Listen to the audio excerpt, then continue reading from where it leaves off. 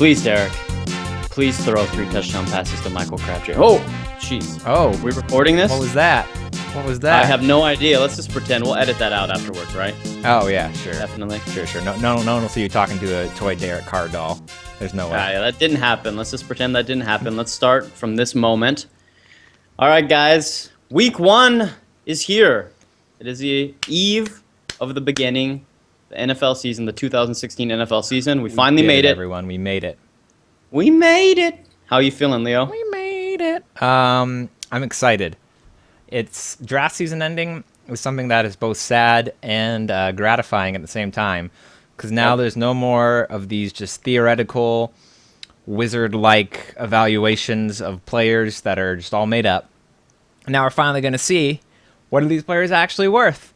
You know, what can they do? What do they know? Let's find out. You know, it's exciting times. And it starts tomorrow with a rematch, an invigorating rematch of the Super Bowl last year.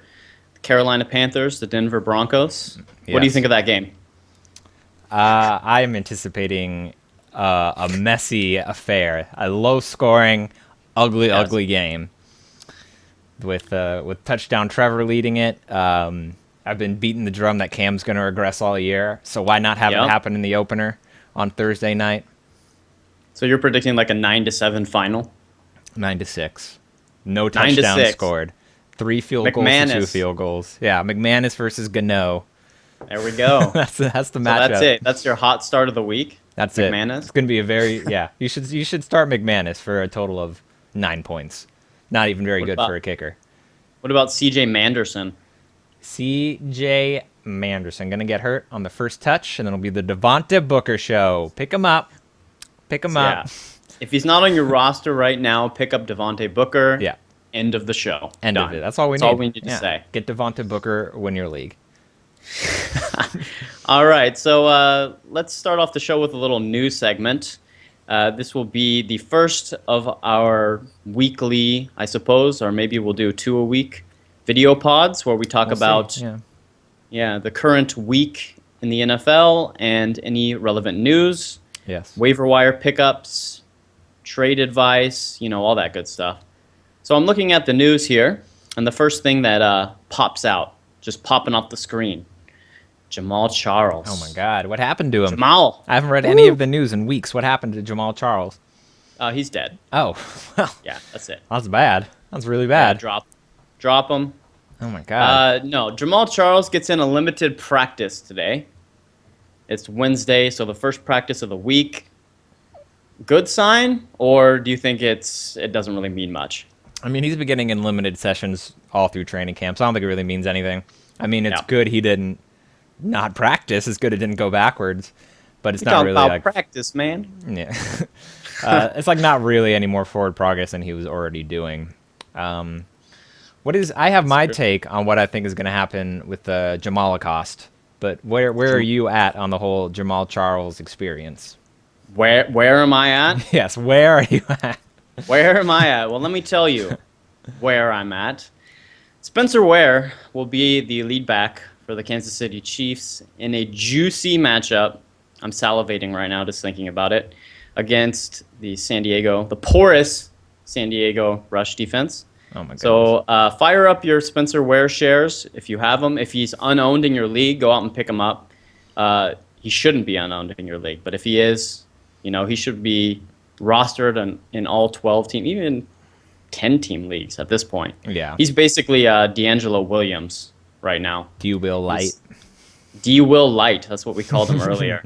D-Will Light. He's definitely D-Will Light. So I think we can expect about 20 to 25 touches against the Chargers. That's my take, at least. That's your take. I know you think take. Char West will make an appearance. Well, I mean, I don't really know. My take is that everyone have sort of taken this truth that Jamaal Charles is very likely going to miss week 1. He hasn't been officially ruled out yet, but he's very likely going to miss week 1.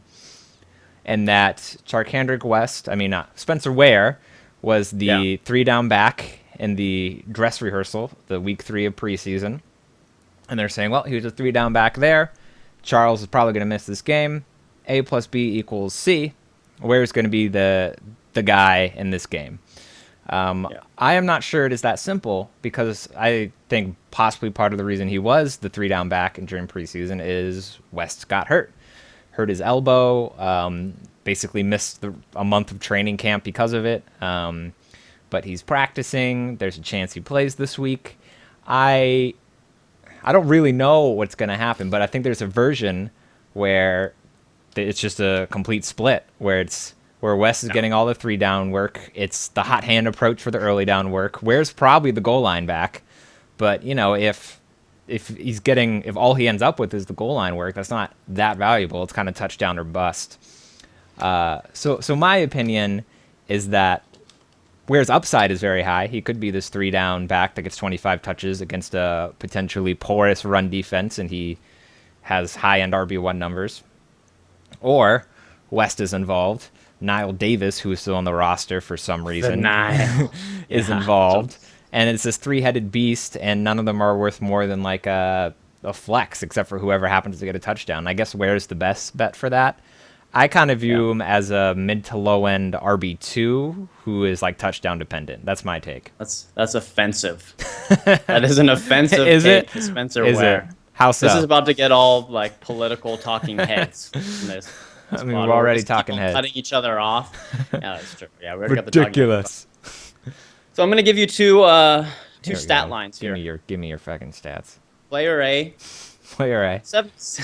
I'm not gonna preface it with anything. I'm just gonna start throwing out stats here. Player A, 71 carries, 364 yards, 4 touchdowns. For yards per carry average of 5.1. Okay. Player B, 72 carries, so almost the exact same. 403 yards, 6 touchdowns for yards per carry of 5.6. Who are they? They're both Jamaal Charles. Well, I agree. In that the first one is Jamaal Charles. The second one is Spencer Ware, who will be Jamaal Charles this season. Oh, boy. Here we go. Spencer Ware. So just in case you were unaware, just going to leave. That's your whole pun, just in case you're unaware. Yeah, just going to let that hang for a little while. I mean, yes, So, the yards per carry stat for Spencer Ware gets thrown all over the place because it's sort of the popular one that paints him as this elite running back who's waiting for his opportunity to steal the job. Here's the stat that I have. We're just throwing around numbers willy-nilly, interpreting them any way we want. From a week 11 on last year when Ware exploded. Player A averaged 11 fantasy points a game. No, he averaged 11 touches a game. Player B averaged 13 touches a game. Okay, so it's West and Ware. So you're going to argue that West has 2 more touches a game than Spencer Ware? I mean, he out-touched him. I mean, I'm not saying that this is West's job. I'm saying that if West is healthy, it's more likely it's a committee than it's not. And I think... Go ahead. I think Ware's... sorry, I'm going to cut you off there. Go ahead, apparently. This is about to get feisty. My take... Okay, I hate being in this position where I'm agreeing with the zero RB community. Because they're all beating the Spencer Ware drum. Like, oh, this proves that you don't have to draft an RB in the early rounds because Spencer Ware is about to steal the job. I don't think he's going to steal the job. I think that's ludicrous. But I think when Jamaal Charles comes back, you're going to see much more of a split backfield than, I mean, as a Jamaal Charles owner, you would hope to see. Spencer Ware will carve out a role for himself. He showed last year that he is just as efficient as Jamaal Charles. And here's some more numbers, Spencer Ware numbers. So last year, he led all backs with at least, well, he has small sample size. Let's just put that out there. So it's just small So sample you size. can't really look at the carries. Oh, well, he only got that many carries. Yes, it's true. So that is, we have to state that right off the bat. But out of all running backs that got at least 50 carries last year, he was number 1 in yards after contact. He's a battering ram. Also, in the red zone, he received 7 touches inside the 5-yard line and scored on 5 of them. He was the most efficient running back in that metric last year. So he will be the goal line back. That's not up for debate. Even if West comes in on 3rd down and catches some passes, I'll give you this. If West is healthy, he probably has 8 to 10 touches in him. but I still think Ware will have 20 to 25 touches. Game script favors Spencer Ware. He'll be the early down. He'll be the goal line back. And they were trying to feature him in the passing game this preseason. Yes, West didn't play, but I think that speaks more to Ware's week one value because they're probably going to ease West back in. All right. That's Go. okay. Oh, now it's my turn. Great. Yeah. I Wait. think No, I think that is possible. I think that is within the realm of possibility. But I think it is also possible, perhaps even just as likely, that Right, that it isn't this this lopsided affair. Yes, Ware will get the goal line looks over West. I don't think that's up for debate. And West will get the more likely get the pass catching work over Ware, probably, unless West is still hurt. So it's really just that early down work. Who's that guy? Could it? It's. I think there's a good chance it's Ware, but I don't want to discount that it's not West at all. And I think the issue here is that I have 100% with you and with the Twitter fantasy community, as they say, the conversation goes, oh, Spencer Ware, big week one, top end RB1. Someone else says, I don't know though, is he? And then it's just just flames on this person. It is unfair to suggest that Spencer Ware might not be this bell cow back week one. no. And I think that is unfair. So You're rattled right now. You're rattled. You're starting to jump on the train. You're like, oh shit, it's all about Spencer Ware right now. No, I mean obviously he's the preferred handcuff to own for sure. Yeah. If you're a Charles owner and you weren't able to draft him, you should be trying to buy him at a reasonable price. But I think that if you're a Ware owner who doesn't own Charles, you need to sort of temper your expectations, I think, a little bit of what could happen. Because, yes, he could go out there and drop 25 fantasy points and he's a goddamn week one savior. But he could also go out there and he splits it evenly with West. He gets the goal line looks but isn't able to punch one in, so he doesn't score any touchdowns, and he ends up with 7 fantasy points. That's also very possible. So Yeah, it could happen. that's kind of why I call him a touchdown dependent RB2. That it could go either way, unless we hear more about West during the week, and we hear that West is definitely going to be limited. Then I'm more in on Ware as the guy. Yeah. Either way, I think that just because West missed basically the entire preseason, I don't think they will feature him at all. You might see him get eased back in the passing down role, I suppose, like you were mentioning before. But I think it will be the majority of the touches will go to Spencer Ware.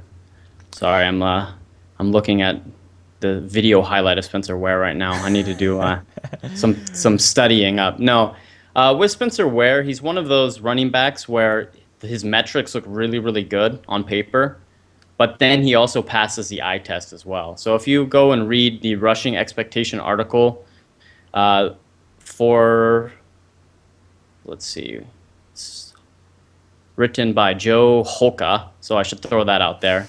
Give him all the credit for these Spencer Ware numbers. So he's been beating this drum for a while. But Spencer Ware, his metrics look good, and his tape looks really good.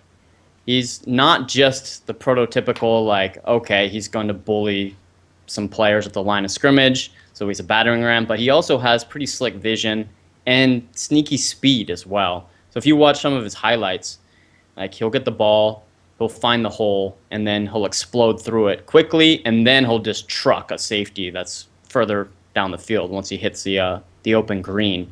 So he has a lot of good tape. He has great metrics, and if you look at his points per opportunity, he was number 1 out of all the running backs that played at least 25% snap for their team. I mean, So, I'm not going to first argue overall. that Ware isn't a great player, but I think for him to, beyond just sort of this first week, when we're talking about season long, what does his role become when Charles is back? Because Charles will be back at some point. Yes. I'm hesitant to assume that he's just going to carve this role out. I think it's possible because he is a great player, metrics and the eye test, but he is not the same player as Jamaal Charles when he's 100%. They're not in the same league. So what you're betting on is that Charles is only 90% of himself, that he's the ghost of Jamaal Charles, that this last injury just slowed him down a bit. That with age, that he's just not quite the same guy. And then yes, I could totally see Ware being worked in, taking the goal line work. It turns into a committee. But if Charles is himself, I think Reed is going to keep riding him the way he always has. I mean, that's at least my take. I could see a version where even if Charles is 100%, Ware gets involved some, but I don't think it's a given. I am hesitant to just automatically give Ware that value when a lot of the fantasy community has pretty much already anointed him as that guy that's going to have season-long value. He might. There is a version of the season that shakes out that way, but there's also one that shakes out where he used D'Angelo Williams, and he's a handcuff that is great, but then Charles comes back, and he goes back to the bench, and that's it. So we kind of have to wait and see. Here's sort of a follow-up question. Because you are someone who owns Spencer Ware and doesn't own Jamaal Charles. Yes. So this is sort of a multiple-part question. The first is, what are you doing with him right now? The second part is, what are you doing with him after a couple weeks, assuming he's had a few big weeks? And then what are you doing when Charles comes back? Like, how are you sort of approaching what Ware is to your team when you don't own Charles? So I drafted Ware. We had a late draft, so the news was already kind of murky with Jamaal. So I drafted him earlier than a lot of people probably did, earlier in draft season, where the news was still pretty clear. Jamaal Charles will come back. He'll be healthy. He'll be the lead back. So Spencer Ware was being drafted as strictly a handcuff in the 11th, 12th, 13th round. So I had to jump up a little bit, and I got him in the 10th round, I think, 9th round maybe, or maybe even the 8th round. I'm trying to remember how the draft went. Yeah, it's a keeper league. So the draft was a little bit different. But how I'm approaching owning Spencer Ware right now is I'm talking to the Jamaal owner, seeing where he's at with the news, if he's panicking. If he's panicking, then you might be able to dangle Ware in front of him and actually grab somebody that does have season-long value. For example, in our league, I was talking to the Amir Abdullah owner because I do think Abdullah will have a solid year. And I was asking him, okay, look, how do you feel about Jamaal Charles? Are you worried that this injury is a lot worse, or his recovery is not going according to plan? Because we look at other guys who are coming back from knee injuries, and they're on the field. They're playing. Le'Veon Bell, for example, albeit he's a few years younger, but he's coming back from virtually the same type of injury, and he's already on the field. He's already playing. He looks just as good as he's always looked. Jamaal Charles, this is his second ACL tear. He's coming into his age 30 season. You know, there are some concerns. Will he be the same Jamaal Charles? I think they're very valid concerns. So I'm offering Ware to the Jamaal owner for the right return. I'm not offering Ware for another handcuff because I think Ware could turn into this D'Angelo Williams type of handcuff. And there are very few handcuffs that fit into this category where they're definitely worth having on your bench. Most handcuffs, it's a wasted bench spot, essentially. You're hoping and praying that the starter gets injured, but then even if the starter does get injured, it's not a guarantee that your handcuff will come in and be the workhorse. I think Ware, maybe he'll lose some passing down touches to West. Say Jamaal gets injured. I think maybe he loses some of those passing down touches, but for the most part, I think he would come in and be, the 20-touch running back that you'll probably see in week 1. So I'm trying to trade Ware, first of all. But if I'm not getting the value, then I am starting him for sure in week 1. Right now I have him locked and loaded in my RB2 slot behind Todd Gurley. And I think, that's a solid 1-2 punch. I think Ware will put up a monster week 1. And then you have even more leeway with trade talk. Okay? Then the narrative can be, look what he did when he was the guy, when Jamaal wasn't there. Are you really going to take the chance that Jamaal will just come back and be Jamaal again? Or do you want to sling me something in return for that safety blanket of having Ware? It's kind of, I almost view it as Le'Veon and D'Angelo, right? Do you want to be rolling with Le'Veon with his suspension concerns, with his injury concerns, while not having D'Angelo Williams? That's pretty risky. The same can be said for Jamaal Charles. Do you want to roll with Jamaal Charles? Sometimes you don't have a choice, right? You didn't draft Ware, and the Ware owner's not giving him up. But I think the Jamaal Charles owner will definitely be listening to some Spencer Ware trade talk. I'm definitely with you on the sort of evaluation side on what he's worth in a trade. because his floor is another handcuff. Because worst Yeah. case scenario is for Ware is that Charles comes back, he's the same guy. Ware goes back to the bench, and he is, he's Jerick McKinnon basically. That's like his worst case scenario. In best cases, Charles isn't the same guy. He carves out a role, and then he's Jeremy Hill, I guess, is probably best case scenario for like a season long evaluation. Yeah. Like he would need Charles to actually get re-injured to become like the guy. Yeah, I agree with that. I don't think he'll just come in and straight steal the job No. and become the every down back. That's unrealistic, basically. But I think he can come in and steal, red zone touches from Charles, or at least goal line touches. He might be that guy, but you really do need an injury for him to step into an RB1 or RB2 category. Yeah, I definitely think that if you're gonna sell him now as a Ware owner, it has to be for like a high end flex type of running back, like Amir Abdullah, like you mentioned, Or Matt Jones. or maybe. like a Matt Jones. Would you do it for say like Isaiah Crowell? For Crow, I like Crow this year, but I think I'm trying to, as a Ware owner, I'm shooting for somebody in a slightly higher category than Crow. Probably the Matt Jones, Amir Matt Jones type of Amir. range. Right. Okay. Because if you're not getting a good return for Ware, then you might as well keep him. yeah. Because, he could potentially turn into, Jeremy Hill, like you mentioned, where he's taking some early down work from Jamaal.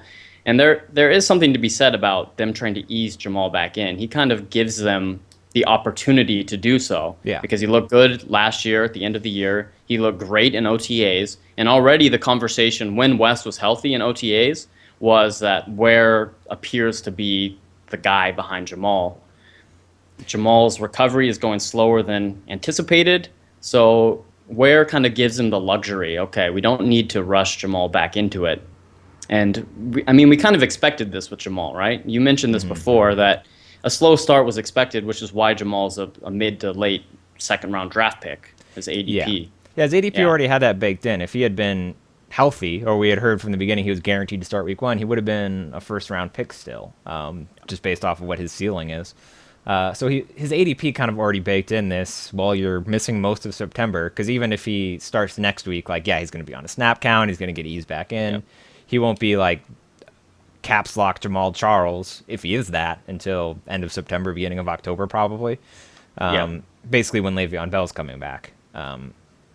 But even then, Le'Veon Bell's a second round pick. I guess my issue, to go on a little side tangent, is to the people that are acting like Jamaal Charles has died, and they're like, I wouldn't take him until the 4th round. It's not that much different than Le'Veon Bell, who you'll take in the second round. Yes, age is a concern.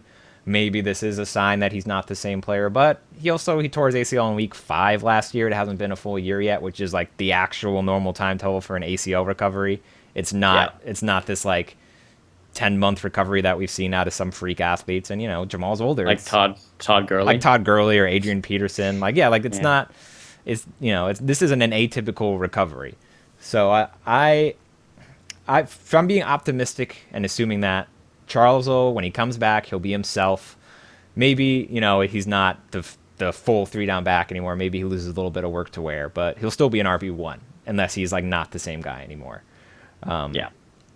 So I don't really like the takes of, oh man, he's done, don't even touch him, for those that are still drafting. I think with Ware you gotta hold them until he puts together at least 1 or 2 big weeks and then kind of reevaluate. Because at that point, as someone who is a Charles owner that doesn't own Ware in a league, I'd be willing to pay probably the Matt Jones type price if Ware was the real thing. If we're okay, yes, Ware is the D'Angelo Williams to the Jamaal Charles. Yeah, and those questions should be answered relatively soon. Week 1, if Ware comes in, he gets 20 touches. Say he, puts up 15 to 20 fantasy points. And then the narrative is easier to spin for you in trade talks. Yeah. Look, where's the guy when Jamal's not there? And, are you concerned as a Jamaal owner that maybe the coaches are seeing something in his recovery and that's the reason why they're not putting him out there? I mean, you could manipulate the conversation when you have stats to back it up, because right now it's all the fantasy, essentially. You're basically selling the fact that Ware could be the guy, but if he actually goes out there in week one and proves that he is the guy, Yeah. then I think you can kind of, or you can make the decision, do you want to trade him for maybe that mid-tier flex play, or do you want to hang on to him in the hopes that, maybe Jamaal isn't right? Yeah. We saw it with Dion Lewis already, who had a knee injury. Everyone thought he was fine. He was practicing, and then, whoops, he's out for the first 10 weeks of the season. Oh yeah, I mean that's I'm a not play going too. to say The, that's like, going to happen to Jamaal. Yeah. yeah, I mean the like apocalyptic Adam Schefter tweet of, oh wait, actually, Jamal Charles needs a second knee surgery. He's out for the first Yeah. 3 months of the season. Whoops. Yeah, Yeah. that's not like totally out of play either. Yeah, so And if that happens, yeah. then Jeez. then Ware becomes very valuable. So yeah, I guess the take with Ware is wait and see. Do you have any interest in buying Jamal Charles, or are you kind of doing the same thing? Yeah, that was kind of the next area this conversation would naturally go. Okay, what do we do with Jamal Charles now? Well, I think he's a prime buy low candidate. I mean, there's a good chance that the owner is freaking out right now, reading this news, and everyone's on the Spencer Ware hype train, and the zero RB community's beating their chest, like, look, this is why you don't draft Jamal Charles in the second round, Yeah. because he's fragile. It's all about anti-fragility. There's a chance that the Jamaal owner panics, is willing to trade him for below what he's worth, and you can jump on that. Especially if you're a Ware owner, that's kind of the other way you can go. If you own Ware, you might, instead of trying to sell Ware to the Jamaal owner, you might be able to get Jamaal Yeah. for the right package. And at this point, I mean, it will still take a starter, Yeah. probably a starter or two. But there is a world where you can spin the conversation a little bit, or just to feel out what the Jamaal owner really thinks, because they could be like, oh my God, Jamal's not going to play. I need to get what I can right now. If you're offering me a starting running back, even if it's like, using Matt Jones or Amir Abdullah again, if you own those players or anyone in that tier, you might be able to just be like, look, I'll give you this running back who is healthy. For Jamal Charles, you probably have to add to it to make it, an actual conversation, and not the person just, deleting your chat straight away. What? Amir for Jamal? Get out of here. But there is a package that can be made where I think you can set your lineup pretty well for the entire season right now with Jamal Charles. So he's a buy low candidate. I don't know how you feel about that. You own Jamal, so if somebody do. came to you asking for Jamal, what would you say? So I will definitely echo, like, I'm usually pretty level-headed about these kind of like echo chamber fantasy takes that get spun out of control. Like already, yeah, Spencer Ware's been anointed the next guy, and Jamal Charles is a corpse to everyone. I've been like fine to sort of like not buy into that, but I am still worried. You vet's a second round pick and someone you don't like to see that. I basically at this point I've decided he's not gonna be useful to me until the end of September. So I've just kind of like set my mind on that, and that's fine. I don't have a problem holding him for a few weeks to do that. So for me to sell him, I'm still selling him as like a low end RB1, I would say. Like I would take, if someone came to me and they were like Latavius Murray for Jamal Charles straight up, I would take that deal, because that's kind of the range where I see him. I'm also higher on Latavius, so maybe that's not like a good example based off of. But what's another good example? Maybe like Jeremy Hill. No, I wouldn't do it for Jeremy Hill. Well, I'm not there yet. But like DeMarco Murray. DeMarco Murray, no, I'm not there yet either. That's still too low. The line for me is like Latavius Murray, Devonta Freeman, Doug Martin definitely. That's like I wouldn't be able to get that, honestly, probably. That's kind of the line though. I'm not quite at the DeMarco Murray, Carlos Hyde area yet on him. Okay. Well, like you said, he's basically Le'Veon Bell now. Yeah. I mean, as I own Bell, so as a Bell owner, he's on my bench for the first 3 weeks. You can kind of view Jamaal in that same respect. You have Jamaal, just mentally prepare yourself for him to be on your bench for the first 3 weeks. Maybe that will help you not panic if you view it that way, because, I mean, Bell was still drafted in the second round, and people knew that he was sitting out for the first 3 weeks. I think the narrative is being spun a little bit because the anticipation was that Jamaal would play in week 1. So, oh, he could be this huge value, right? You draft him in the second round, and if he's Jamaal Charles again, then you have, a potential league winner in the second round. But now that he's not that, and it looks like he's going to take a little bit more time to heal up, now it's like gone completely in the other direction, and people are just panicking. It's panic room. It is full Christian Stu Jody Fofo about this. Just gone. Jody Fofo. Jody Fofo. Did you know that Jonathan Stewart is actually Kristen Stewart's father? I did know that. It's weird, but yeah, that's actually entirely factual. Yeah, 100%. Don't look it up. Don't Google it. Just trust Bench Stash. We know these things. One last thing before we move on, because we spent too much time on this. I know we really have dove into it. I mean, this is like the hot topic of the week, though. But if you're looking to buy Jamaal Charles, I guess the advice is kind of similar with Ware of like wait a couple of weeks, because if Charles, let's say he does start week 2, but then he's on a snap count, he has a poor game, then you can kind of check in with the Charles owner again, and maybe he's panicking because Charles came back, but he didn't do anything. What you want to. There's a time to buy Charles, and it's too soon. Just like it's probably too soon to sell Ware. Our advice basically is wait a couple weeks with both these guys. Yeah, I mean, start the conversation now, but I think you're right. The price is probably still too high. We haven't even seen a game yet. It's before, it's preseason. A lot of people aren't really into making deals at this point. They're not that desperate. So the reality is the Jamaal owner is probably like, all right, I'm going to wait and see just what happens, But if Ware comes in, dominates week 1, and then it gives Reed and the coaching staff more of a reason to kind of ease Jamaal back in. And like you said, maybe he's on a snap count in week 2, week 3. Generally around week 3, if somebody is not getting production from one of their star players or top 3 draft picks, that's when the red light starts going off. The Yeah. So, week 2, week 3, you probably get better value in a Jamaal trade. Yeah, I agree.